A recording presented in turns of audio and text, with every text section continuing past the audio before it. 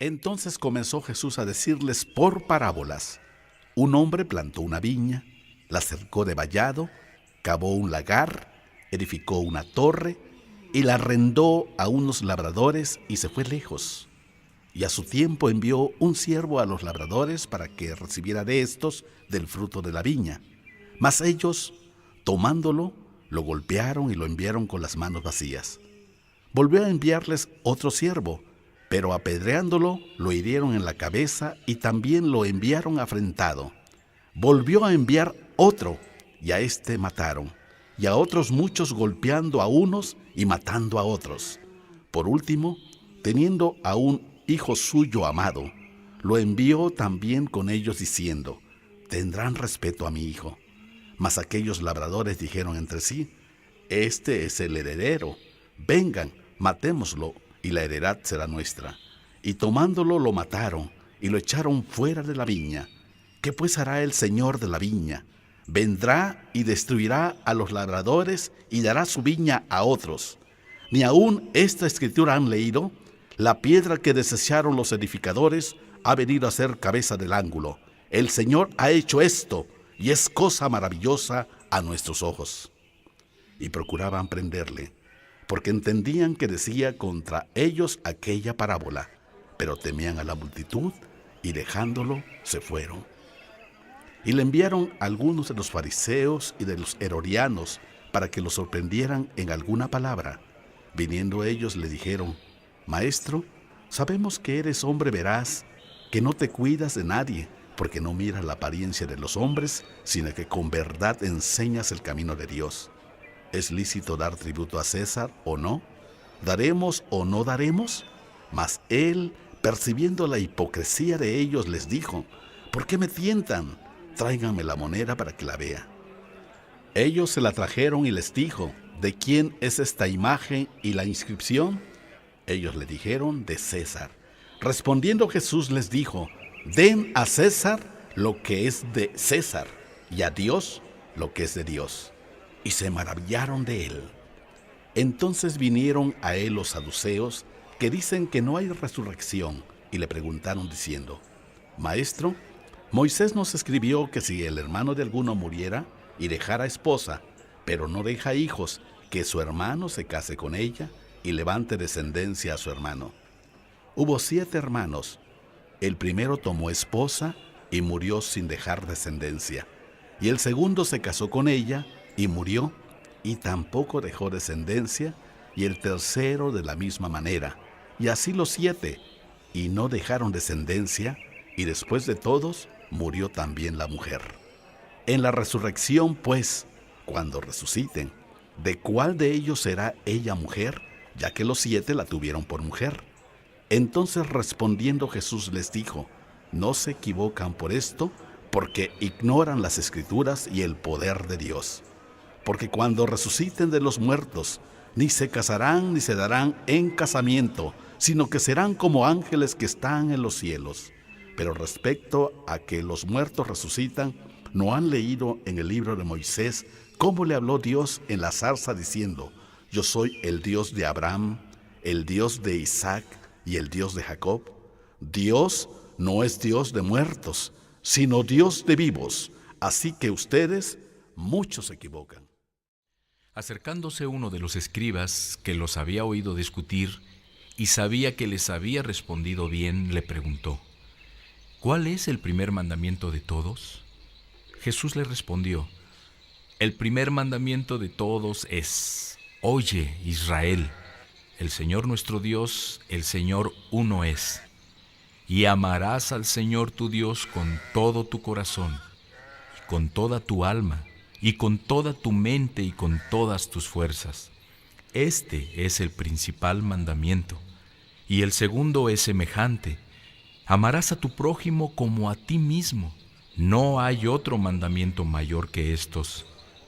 Entonces el escriba le dijo: bien, maestro, verdad has dicho, que uno es Dios y no hay otro fuera de él. Y el amarle con todo el corazón, con todo el entendimiento, con toda el alma y con todas las fuerzas, y amar al prójimo como a uno mismo, es más que todos los holocaustos y sacrificios. Jesús entonces, viendo que había respondido sabiamente, le dijo: no estás lejos del reino de Dios.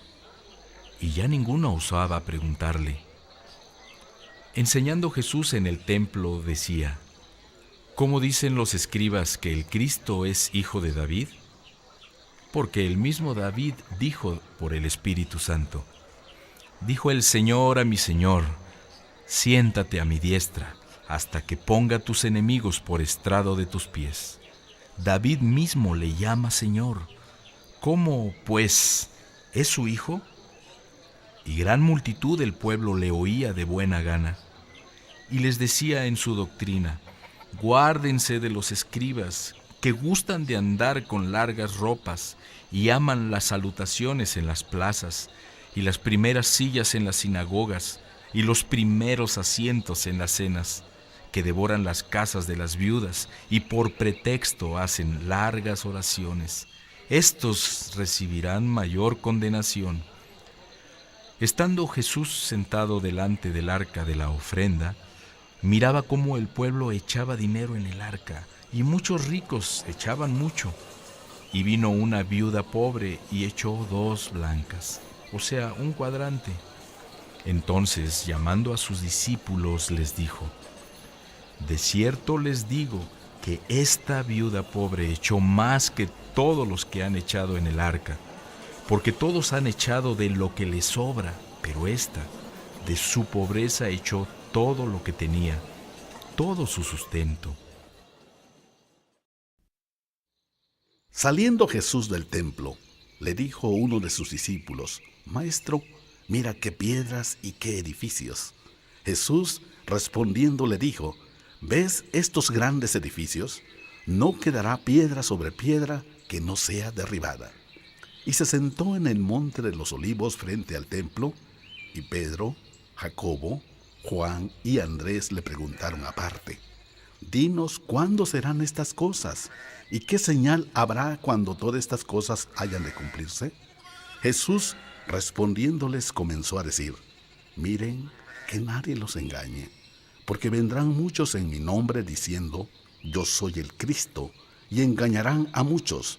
Mas cuando oigan de guerras y de rumores de guerras, no se turben, porque es necesario que suceda así, pero aún no es el fin, porque se levantarán nación contra nación y reino contra reino, y habrá terremotos en muchos lugares, y habrá hambres y alborotos. Principios de dolores son estos, pero miren por ustedes mismos, porque los entregarán a los concilios, y en las sinagogas los azotarán, y delante de gobernadores y de reyes los llevarán por causa de mí, para testimonio a ellos.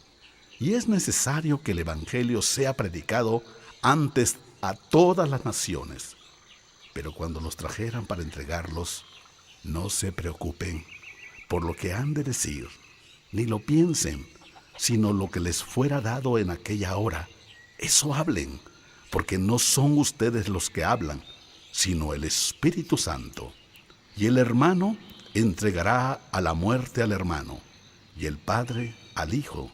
Y se levantarán los hijos contra los padres y los matarán, y serán aborrecidos de todos por causa de mi nombre. Mas el que persevere hasta el fin, éste será salvo. Pero cuando vean la abominación desoladora de que habló el profeta Daniel, puesta donde no debe de estar, el que lea entienda. Entonces los que estén en Judea huyan a los montes. El que esté en la azotea no descienda a la casa, ni entre para tomar algo de su casa. Y el que esté en el campo no vuelva atrás a tomar su capa. Mas ay de los que están en cinta, de las que críen en aquellos días. Oren pues que su ida no sea en invierno, porque aquellos días serán de tribulación, cual nunca ha habido desde el principio de la creación que Dios creó, hasta este tiempo, ni la habrá. Y si el Señor no hubiera cortado aquellos días, nadie sería salvo, mas por causa de los escogidos que Él escogió, acortó aquellos días. Entonces si alguno les dijera: miren, aquí está el Cristo, o miren, allí está, no le crean, porque se levantarán falsos cristos y falsos profetas, y harán señales y prodigios para engañar, si fuese posible, aún a los escogidos. Mas ustedes miren, se los he dicho todo antes.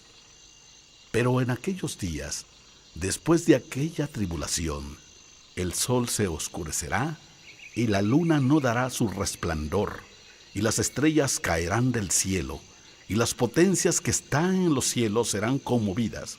Entonces verán al Hijo del Hombre que vendrá en las nubes con gran poder y gloria, y entonces enviará a sus ángeles y juntará a sus escogidos de los cuatro vientos, desde el extremo de la tierra hasta el extremo del cielo. De la higuera aprendan la parábola.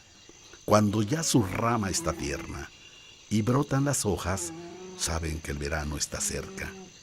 Así también ustedes, cuando vean que sucedan estas cosas, conozcan que está cerca, a las puertas.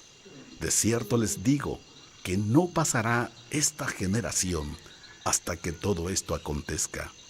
El cielo y la tierra pasarán, pero mis palabras no pasarán. Pero de aquel día y de la hora nadie sabe, ni aun los ángeles que están en el cielo, ni el Hijo, sino el Padre. Miren, velen y oren, porque no saben cuándo será el tiempo. Es como el hombre que yendo lejos dejó su casa y dio autoridad a sus siervos y a cada uno su obra, y al portero mandó que velara. Velen pues, porque no saben cuándo vendrá el Señor de la casa, si al anochecer o a la medianoche o al canto del gallo o a la mañana, para que cuando venga de repente no los halle durmiendo. Y lo que a ustedes digo, a todos lo digo, velen.